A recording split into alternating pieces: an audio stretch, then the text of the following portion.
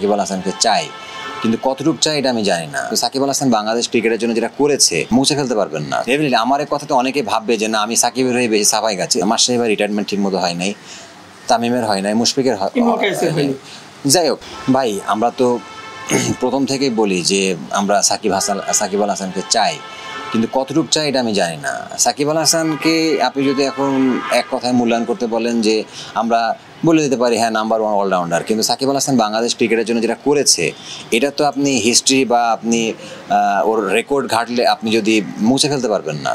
Overall আপনাকে চিন্তা করতে হবে যে এই মানুষটা বাংলাদেশ ক্রিকেটের জন্য অনেক কিছু দিয়েছে। হ্যাঁ ডেফিনেটলি আমার এই কথাতে অনেকে ভাববে যে না আমি সাকিবের হয়ে বেশি সাফাই গাছি, না আমার কথা হচ্ছে যে ভাই আপনি যাকে যেরকম যে মানুষ তাকে আপনি সেই মূল্যায়নটা করেন, তাহলেই কিন্তু দেশের কালচার চেঞ্জ হবে। দেশের আপনার যারা নেক্সট প্রজন্ম যারা ক্রিকেট খেলবে তারা বুঝতে পারবে যে না সাকিব আল হাসান এইভাবে রিটায়ার্ড করেছে, সাকিব আল হাসান আমাদের ওর লেগেসিগুলো তৈরি হয়ে যাবে। সো আমরা যেটা হচ্ছে কি আমরা পারতেছি না, মাস এবার রিটায়ারমেন্ট ঠিক মতো হয় নাই, তামিমের হয় নাই, মুশফিকের হয়। যাই হোক, বাট আমার কথা হচ্ছে যে এই জিনিসগুলো যদি এটা থাকতো প্রপারভাবে একটা দেখতো বাংলাদেশের মানুষ, তাহলে পরবর্তী প্রজন্ম ওইভাবেই নিজেকে ইন্সপায়ার করতো যে আমাদের রিটায়ারমেন্ট এইভাবে হবে। সো আমরা দেখতে পারিনি, এটা আমাদের জন্য ব্যাড লাক, ব্যর্থতা বলতে পারেন, যেটা ইন্ডিয়ান টিম করে, শ্রীলঙ্কান টিম করে, হিউজ রেসপেক্ট দেয় প্লেয়ারদেরকে, ওদের জেনারেশন এইভাবে চিন্তা করে যে আমরা এইভাবে আমরা ক্রিকেটার হব।